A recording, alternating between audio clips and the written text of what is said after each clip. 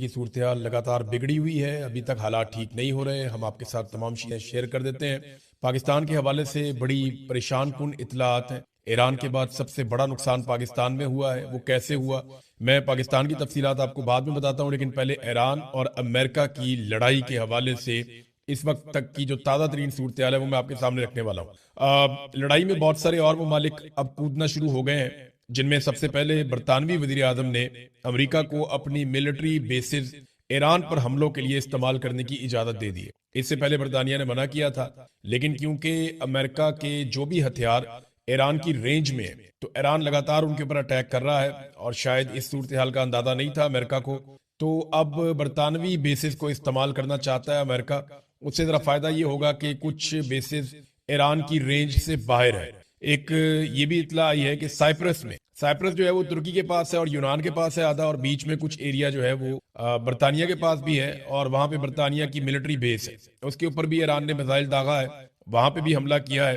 اور فرانس، جرمنی اور برطانیہ کا ایک مشترکہ بیان بھی آیا ہے، یعنی اب یہ ممالک آہستہ آہستہ اس جنگ کا حصہ بننے کی طرف آ رہے ہیں۔ یہ جو مشترکہ بیان ہے اس میں ان ممالک نے کہا کہ ضرورت پڑی تو ایران کے خلاف دفاعی کارروائی کرنے کا پورا حق رکھتے ہیں، یعنی ہم بھی ایک عسکری کارروائی کر سکتے ہیں ایران کے خلاف۔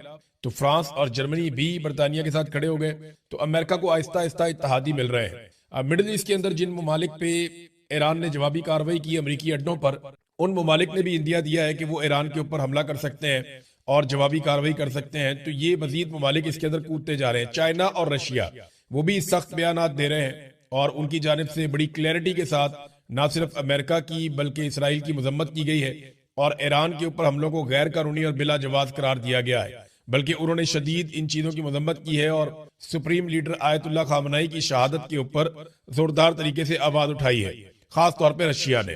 لبنان سے حزب اللہ نے اسرائیل کے اوپر میزائل داغ دیے ہیں۔ دیکھیں، حزب اللہ جو ہے اس کو ایران نے ہمیشہ سپورٹ کیا ہے، اور لبنان میں حزب اللہ کی جڑیں ہیں، اور اسرائیل کو اس بات کا پتا تھا۔ اسرائیل کافی عرصے سے لبنان کے اوپر بار بار اٹیک کرتا ہے، لیکن اس وقت کیونکہ اسرائیل خود بہت بری طرح حملوں کی زد میں ہے، تو لبنان کی جانب سے حزب اللہ نے اسرائیل کے اوپر میزائل داغے ہیں۔ اب تک کی اطلاع کے مطابق 6 میزائل آ کر لگے ہیں۔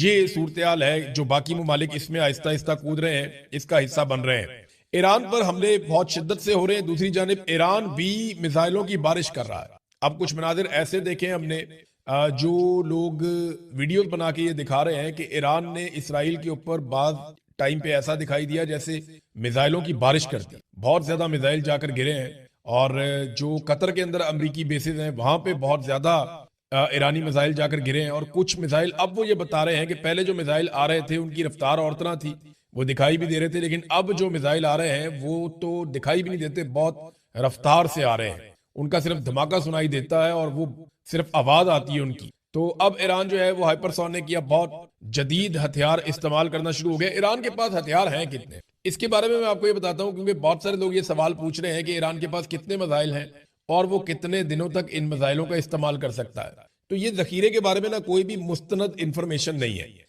امریکہ اور اسرائیل کے جو سورسز ہیں ان کا اندازہ ہے کہ ایران کے پاس 3 سے 5 ہزار میزائل ہیں، اور یہ ایسے میزائل ہیں جو خوفناک میزائل ہیں، یعنی اگر وہ روزانہ بھی 100-150 میزائل چلائے، 200 میزائل چلائے، تو تب بھی وہ 1 مہینے تک یہ لڑائی لڑ سکتا ہے۔ یعنی 3000 سے لے کر لگ بھگ 5000 تک کے میزائلوں کا ایسٹیمیٹ ہے امریکہ کے پاس اور اسرائیل کے پاس، جبکہ ایران کا یہ دعویٰ ہے کہ ان کے پاس بہت بڑی مقدار میں میزائل ہیں۔ جو پرانے میزائل ہیں ایران کے پاس، جو وہ ہمیشہ سے استعمال کرتا چلا ہے، روایتی میزائل، وہ تو انہوں نے بہت سارے بنائے ہوئے ہیں، لیکن جو جدید میزائل ہیں ان کی گنتی تھوڑی ہے۔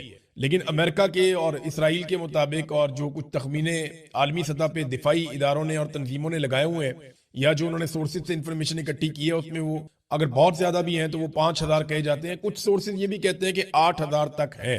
تو ایران کافی دیر تک یہ لڑائی کر سکتا ہے، اگر وہ اس لڑائی کو وقفے کے ساتھ کرے تو وہ کافی نقصان بھی پہنچا سکتا ہے۔ اچھا، کیا ایران میں رجیم تبدیل کیا جا سکتا ہے؟ دیکھیں، یہ سارا معاملہ ہو تو اس لیے رہا ہے کہ ایران کو دباؤ میں لیا جائے اور ایران کو ان شرائط پہ لایا جائے جن شرائط کے اوپر امریکہ اور اسرائیل راضی ہو جائیں، اور اسرائیل کے لیے خطرہ ہمیشہ کے لیے ٹل جائے یا ختم ہو جائے، یا عرب ممالک بھی اپنے آپ کو ایران سے ایک ایسا ملک سمجھیں گے جس کو اب ایران کی طرف سے کوئی خطرہ نہیں ہے۔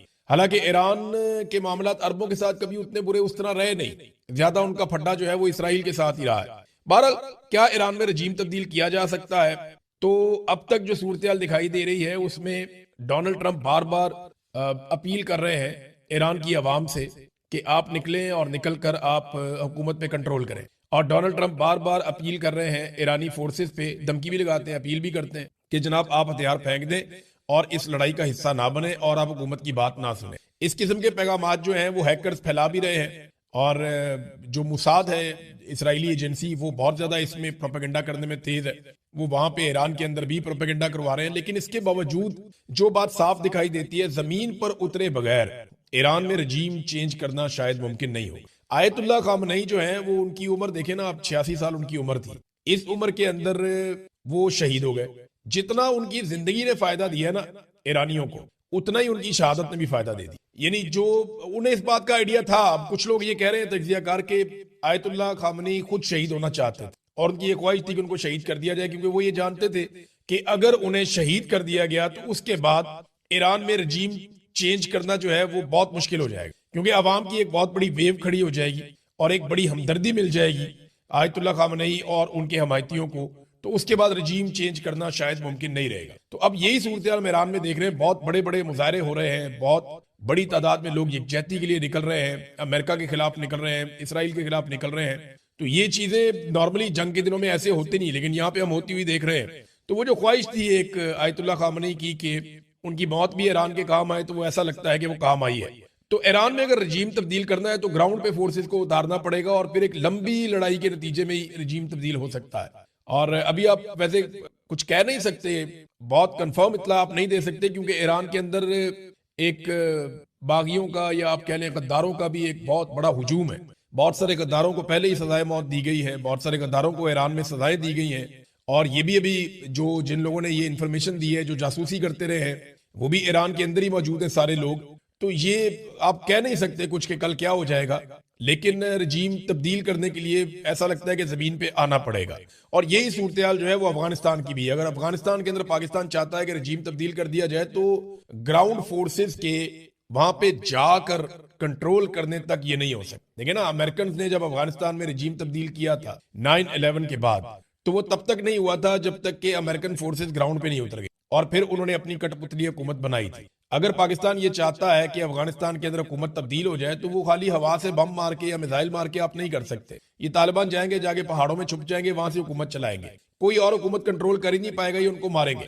تو آپ کو گراؤنڈ کے اوپر مستقل اپنی فوج بٹھانی پڑے گی اگر رجیم تبدیل کرنا ہے، اور یہی صورتحال ایران کی ہے۔ ابھی جو ایک بڑا اٹیک ہوا ہے وہ چابہار کی جو بندرگاہ ہے ایران کی، جس پہ چائنا نے بہت انویسٹمنٹ کی ہوئی ہے، وہاں پہ اسرائیلی اور امریکی طیارے بمباری کر رہے ہیں۔ اور یہ چابہار کی جو بندرگاہ ہے لگ بھگ 70-80 میل دور ہے پاکستان گوادر سے، زیادہ دور نہیں ہے۔ اس طرف جو ہے وہ چابہار کی بندرگاہ ہے، اس طرف جو ہے وہ بندرگاہ ہے گوادر کی، تو یہ پاکستان سے زیادہ دور نہیں ہے۔ وہاں پہ چابہار کے ایریا میں بمباری ہو رہی ہے اور اسے نشانہ بنایا گیا ہے۔ یہاں پہ چائنا نے انویسٹمنٹ بھی کی ہوئی ہے، یہ بات ہمیں ذہن میں رکھنی ہے۔ ناظرین، پیر والے دن یعنی آج جب آپ یہ ویلاگ دیکھ رہے ہیں تو ابھی صبح کا وقت ہے، جب پاکستان میں شام ہو جائے گی تو امریکہ میں صبح ہو جائے گی، اور جو پیر کا دن ہوگا وہاں پہ سٹاک مارکیٹ کھلے گی، تو تب پتہ چلے گا کہ دنیا کا اس کے اوپر رد عمل کیا ہے اور مالیاتی طور پہ کس کو کتنا نقصان ہوتا ہے۔ دیکھیں، یہ جو سٹاک مارکیٹ ہے نا، یہ امریکہ کی سٹاک مارکیٹ پوری دنیا کے اندر سب سے تگڑی مارکیٹ، اور وہ بہت ساری چیزوں کا فیصلہ کرتا ہے۔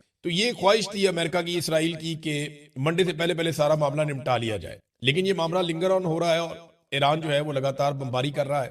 اس کے ڈرون جا کر یو اے ای میں، بحرین میں، قطر میں اور مختلف ممالک کے اندر، اردن میں، عراق کے اندر انہوں نے بہت بڑا حملہ کیا امریکہ کے اسلحہ ڈپو کے اوپر۔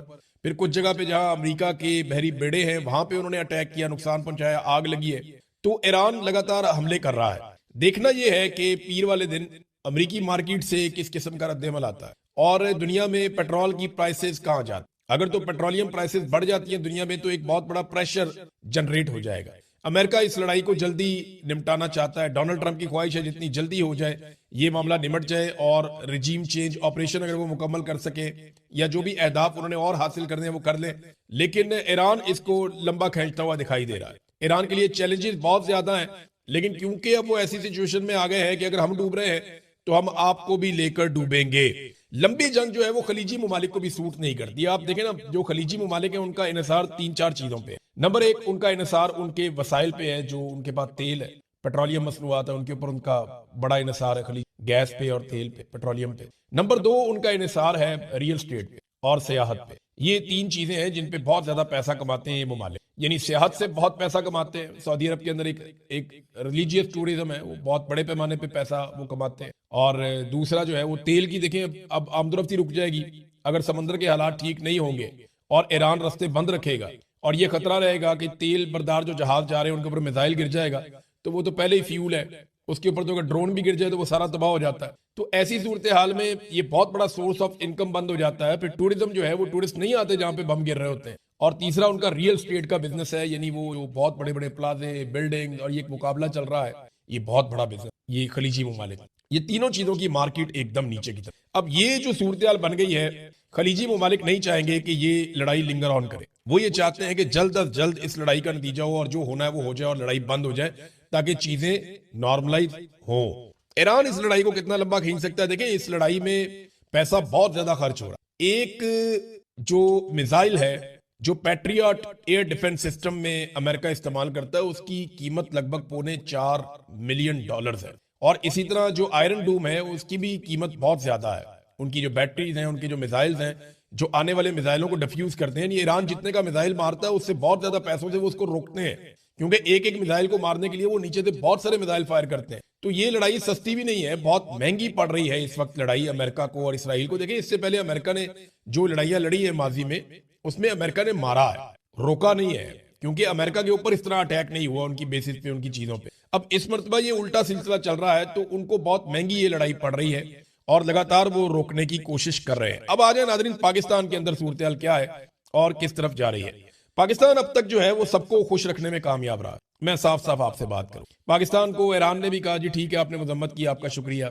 खलीजी ममालिक जो है, पाकिस्तान ने सबसे रब्ता किया, जी हम आपके साथ हैं। अमेरिका जो है उसको पाकिस्तान ने बिल्कुल उसकी मजम्मत नहीं की। इसराइल को भी पाकिस्तान से कोई बहुत बड़ा प्रॉब्लम नहीं हुआ। तो पाकिस्तान ने एक तरह से सबको ही राजी रखा है, लेकिन पाकिस्तान की आवाम को राजी नहीं रख सके। पाकिस्तान की आवाम को यह लगता है कि उनकी तर्जुमानी नहीं की पाकिस्तान की हुकूमत ने, और इसका जो है एक पॉलिटिकल खमियाजा तो भुगतना पड़ेगा। सियासी नुक्ता नजर से इस हुकूमत को बहुत मार पड़ेगी जब भी कभी ये इलेक्शन में जाएंगे, और ये सारी चीजें लोग भूलेंगे नहीं, लोग इन चीजों को याद रखेंगे। कुछ आम फैसले जो हुकूमत ने किए हैं, मैं साफ साफ आपको बता देता हूं। नंबर 1 तो ये है कि ये बोर्ड ऑफ पीस को नहीं छोड़ेंगे, उसके अंदर शामिल रहे। ये अनाउंस नहीं करेंगे इन फैसलों को, लेकिन सोर्सेज ये कह रहे हैं कि ये कभी भी बोर्ड ऑफ पीस को नहीं छोड़ेंगे, ये बोर्ड ऑफ पीस में शामिल रहेंगे और डोनाल्ड ट्रंप के साथ चलेंगे। और डोनाल्ड ट्रंप को जो अमन का नोबेल इनाम इन्होंने नामजद किया है डोनाल्ड ट्रंप को, वो नामजदगी भी वापस नहीं लेंगे, ये भी फैसला इन्होंने किया। और तीसरा, जो अमरीकी सफारत खानों की तरफ अगर कोई पाकिस्तानी बढ़ेंगे तो उनको ये निशाने इबरत बनाएंगे। ये अब फैसला कर लिया गया है कि अमरीकी सफारत खानों की तरफ किसी को नहीं जाने दिया जाएगा। ईरान के बाद दुनिया में सबसे ज्यादा जो नुकसान हुआ है जानी, वो पाकिस्तान में हुआ, यानी वो इराक में नहीं हुआ, बाकी मुल्कों में नहीं हुआ। हत्ता के इसराइली शहरी जंग लड़ रहे हैं, वो इतने नहीं मारे गए जितने पाकिस्तानी शहीद हो गए। हुआ ये कि एतवार के दिन जब लोग मुजाहरों के लिए निकले तो बहुत अजीब चीजें अब रिपोर्ट हो रही। मुजाहिरीन और एनी शाहिदीन बता रहे हैं, कुछ वीडियोज और तस्वीर भी आ चुकी, चाहे वो कराची के मुजाहरे हों, चाहे वो गिलगित बल्तिस्तान के हों, स्कर्दू वाले हों, चाहे वो मुजाहरे इस्लामाबाद के हों, चाहे वो मुजाहरे लाहौर के हों। तमाम मुजाहिरीन ने बताया कि हम सारे पुरअमन थे, अचानक से कहीं से कुछ लोग आते हैं, नकाब पोश किस्म के लोग। बल्कि कराची में तो वो बुलेट प्रूफ जैकेट उसने पहनी हुई है अपनी शर्ट के नीचे, और उसके जूते देखकर लगता है जैसे कोई फोर्सेस का आदमी है, ट्रेंड आदमी है। यानी उसके हाथ में पिस्टल है, वो फायरिंग करता है ओट लेकर, नकाब उसने पहना हुआ है, उसके साथ और नकाब पोश भी है। और ये कार्रवाई करने के बाद वो लोगों को खींचता हुआ ले जाता है कौंसल खाने की तरफ। यानी लोगों को इंस्टिगेट किया गया। जो उलमा इकराम है उन्होंने लोगों को कहा था पुरअमन रहना, अपने एहतजाज कर। लेकिन ये जत्थे कहां से आए, ये लोग कहां से आए? देखिए 9 मई को यही तो हुआ था। पाकिस्तान तहरीक इंसाफ की लीडरशिप बार बार ये कहती रही हम तो जाना ही नहीं चाहते थे कोर कमांडर हाउस के अंदर। वो तो चंद नकाबपोश आए, वो लोगों को गाइड करते थे, आओ चले, आओ आगे बढ़ो, तुम गैरत खाओ, तुम इधर चलो। वो कार्रवाई डाल के निकल गए। बाद में लोग वहां पे, अवाम तो जज्बाती होती है, आप उसको जिस तरफ ले जाते हैं वो चल पड़ती है। यही काम गिलगित बल्तिस्तान में हुआ। लोगों ने बाकायदा बताया कि उन्होंने ऐसे लोग देखे जिन्हें वो नहीं जानते, और उन्होंने ये कार्रवाइयां डाली, उन्हें पकड़ने की कोशिश की गई, लेकिन दूसरे नकाबपोश लोग उनको छुड़ाकर ले गए। अब ये नामालूम अफराद कौन है जिन्होंने हालात खराब करने की कोशिश की, और वजह क्या थी? पाकिस्तान में डिफरेंट इतलात आ रही हैं। सबसे कम जो इतला आई है, 30 अफराद जाँ बहक हुए हैं इन वाकयात में। यानी 30 लोग शहीद हो गए जो एहतजाज करने के लिए निकले थे। आयतुल्लाह खामनी की शहादत के बाद जो लोग एहतजाज करने के लिए निकले, उनमें 30 लोग कम से कम, और जो ज्यादा इतलात आ रही है 40 तक लोग बताए जा रहे हैं کہ جو شہید ہو گئے ہیں پورے پاکستان میں. اسلام آباد میں بھی اسی طرح واقعہ ہوا, لاہور میں بھی ایسے ہی ہوا, کراچی میں بھی ایسے ہی ہوا, اور گلگت بلتستان میں بھی ایسے ہوا, اور پشاور کے اندر جو ہے وہاں پہ بھی آنسو گیس کی شیلنگ اور پولیس کو کنٹرول کرنے کے لیے سب کچھ کرنا پڑا. اب یہ لوگ صحافی جو ہیں ان سے بات ہوئی, وہ کہتے ہیں ہم بھی حیران ہیں. یعنی ہمیشہ جب بھی کوئی یہ کونسلیٹ کی طرف بڑھتا ہے تو پہلے کنٹینر لگا دیتی ہے پولیس 3-4 بیریئرز بنا دیتی ہے, آگے کھڑی ہو جاتی ہے, آنسو گیس کی شیلنگ ویلنگ کرتے ہیں, لوگوں کو روک لیتے ہیں, کبھی کونسلیٹ تک جانے نہیں. لیکن وہ کہتے ہیں ہم حیران رہ گئے کہ اس مرتبہ ہوا کیا پولیس کو. سب کو پتا تھا کہ لوگ نکلیں گے اور کونسلیٹ کی جانب بڑھیں گے, لیکن کسی قسم کا کوئی انتظام نہیں کیا گیا. پہلے چند لوگوں نے آ کر نامعلوم افراد نے لوگوں کو اشتعال دلایا اور اس کے بعد گولیاں چلا دی گئیں, اور یہی ہر جگہ پہ ہوا ہے. اب یہ جو 40 بندہ مارا گیا ہے, کیا پیغام کس کو دیا جا رہا ہے؟ یعنی کچھ لوگ یہ کہہ رہے ہیں کہ شاید پاکستان بار بار امریکہ کو یہ بتانا چاہتا ہے کہ دیکھیں ہم اپنی عوام کو بھی مارنے کے لیے تیار ہیں, آپ کے ساتھ کھڑے ہونے کے لیے, دیکھیں ہمارے اوپر کتنا دباؤ ہے. اور یہی معاملہ ہوا تھا جب تحریک لبیک کے لوگوں کو گولی ماری گئی تھی مرید کے میں. میری تحریک لبیک کے لوگوں سے جب بات ہوئی تھی نا, تو وہ میرے پر ریکارڈڈ کال پڑی ہوئی تھی. وہ یہ کہہ رہے تھے کہ ہمیں ٹریپ کر لیا گیا, ہمیں باقاعدہ بتایا کچھ اور گیا, ہمیں نکالا کچھ اور کر کے گیا, اور یہاں پہنچا کے ہمیں ٹریپ کر لیا گیا. اب یہ ہمارا قتل عام کر رہے ہیں, ہمیں مار دیں گے. ہم بات کرنا چاہتے ہیں, ہمارے ساتھ بات ہی کوئی نہیں کر رہا. ہم آوازیں دے رہے ہیں, ہم کہہ رہے ہیں ہماری بات سنو, ہماری بات کوئی نہیں سن رہے, ہم پہ گولیاں چلا رہے ہیں, اور پھر ٹریپ کر کے ان کو مارا گیا بقول ان کے. وہ بھی ایک بڑا قتل عام تھا. جب سے عاصم منیر صاحب پاکستان کے آرمی چیف بنے, 9 مئی کا ایک قتل عام ہوا پاکستان میں, 26 نومبر کا ایک قتل عام ہوا پاکستان میں, پھر اس کے بعد مرید کے میں قتل عام ہوا پاکستان میں, اور اب ایک مرتبہ پھر پاکستان کی 3-4 مختلف مقامات کے اوپر قتل عام ہوا مظاہرین کا. یہ ہم نے ماضی میں کبھی ایسے نہیں دیکھا تھا. اچھا ناظرین, ایک اور خبر بھی آ رہی ہے کہ جیو اور اے آر وائی وغیرہ کو ہیک کر لیا گیا اور اس کے اوپر کوئی پیغام چلا دیا گیا. تو میں ساتھی ایک بات آپ کو بتا دوں کہ جیو اور اے آر وائی ہیک ہو گئے تھے رجیم چینج آپریشن, انہیں کنٹرول کر لیا گیا, اور یہ تب سے لے کر اب تک ہیک تھی, کنٹرولڈ ہی ہے. اب یہ جو مرضی کر لیں, جیسی مرضی بات کریں, اس سے ان کی کریڈیبلٹی واپس نہیں آئے گی. یہ اپنی کریڈیبلٹی لوز کر چکے. انہوں نے جھوٹ بول بول کے عوامی رائے کبھی بتائی نہیں, عوامی ایشوز کے اوپر کبھی بات ہی نہیں کی. بڑا لمبا عرصہ ہو گیا, جو انہیں ملٹری اسٹیبلشمنٹ کہتی ہے یہ وہی کرتے ہیں. تو بڑے لمبے عرصے سے ہے کچھ, تو یہ اب ایک کہانی سنائی جا رہی ہے, پتہ نہیں اس میں کتنی حقیقت ہے. بہرحال